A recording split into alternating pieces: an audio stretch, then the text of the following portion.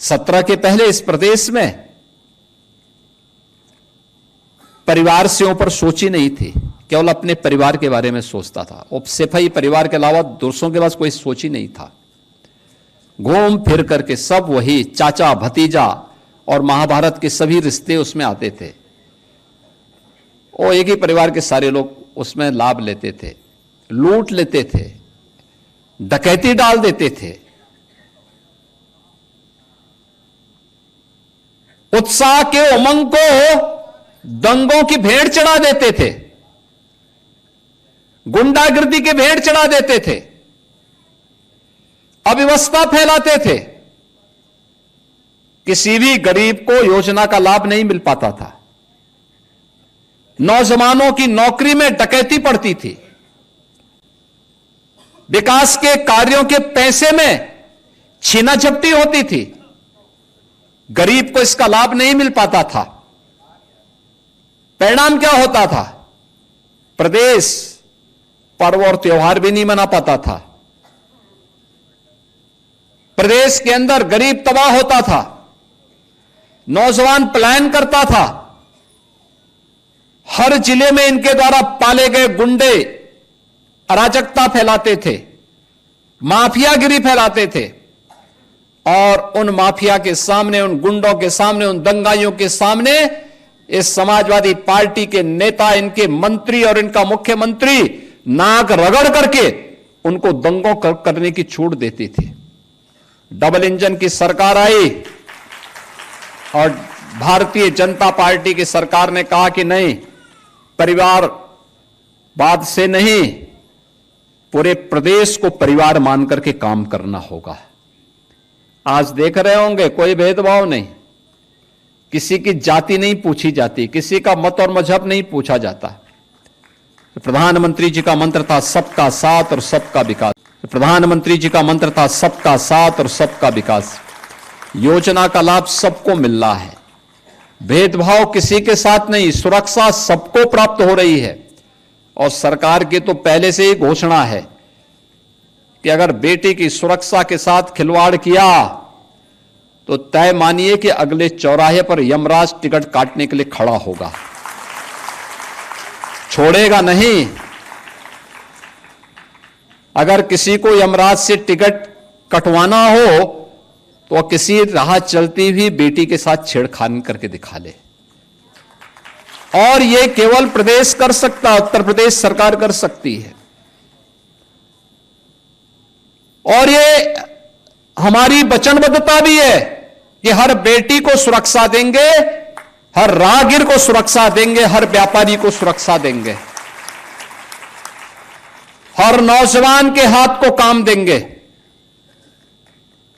हर गरीब को उसका हक देंगे, हर वंचित के साथ सरकार खड़ी होगी, हर दलित के साथ सरकार खड़ी होगी, उसके साथ कोई अन्याय नहीं होने देंगे। और उत्साह और उमंग के त्योहार में किसी ने रंग में भंग डालने का काम किया, किसी ने व्यवधान डालने का काम किया, तो जेल की सलाखें उसका इंतजार कर रही होंगी। और कोई भी होगा उसको अंदर ठूंसने में बहुत देर नहीं लगेगी।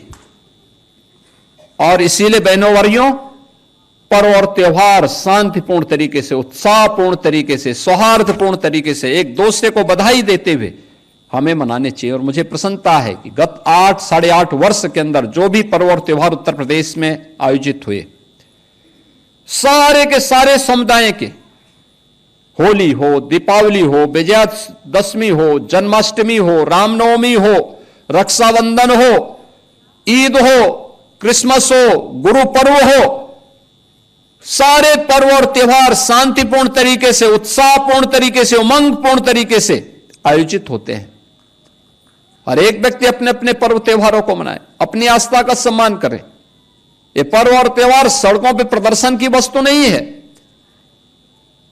ये सामूहिक रूप से अपनी अभिव्यक्ति को समाज के सामने प्रस्तुत करने का एक माध्यम होता है।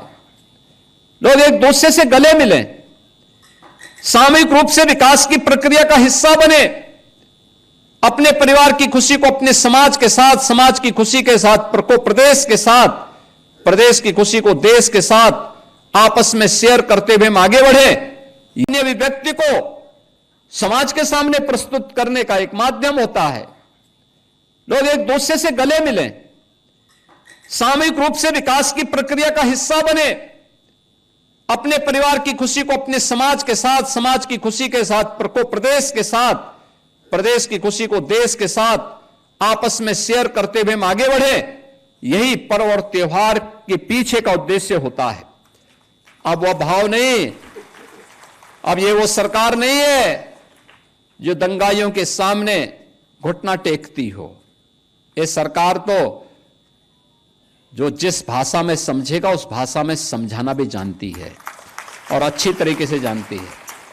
और इसीलिए आज मैं प्रदेशवासियों से कहूंगा, दीपावली आ रही है। दीपावली के अवसर पर लोग, हर परिवार, भारतीय परिवार कुछ न कुछ खरीदता है। एक इस अवसर पर जो भी खरीदे वह स्वदेशी खरीदे। स्वदेशी, हमारा कारीगर, हमारा हस्तशिल्पी, हमारा स्थानीय उद्यम जो कुछ भी बनाया होगा उसको खरीद करके अपने घर में लेके जाइए। हमारे घर में दिया जलेगा दीपावली का तो हमारे ही कुम्हार के द्वारा बनाया गया दिया होना चाहिए। हमारे घर में दीपावली के अवसर पर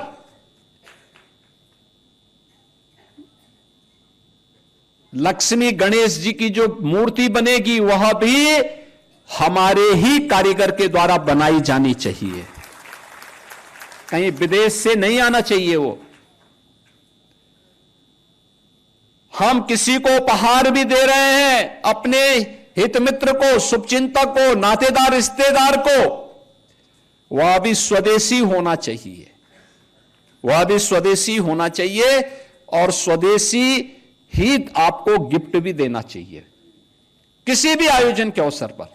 यह पैसा अगर मुनाफा जाएगा हमारे कारीगरों के हाथ में जाएगा, हस्तशिल्पियों के पास जाएगा, हमारे श्रमिकों के पास जाएगा, तो समृद्धि उनके पास भी आएगी और समृद्धि उनके पास भी आएगी तो यह समृद्धि देश के काम आएगी, देश के काम आएगी, विकसित भारत बनेगा।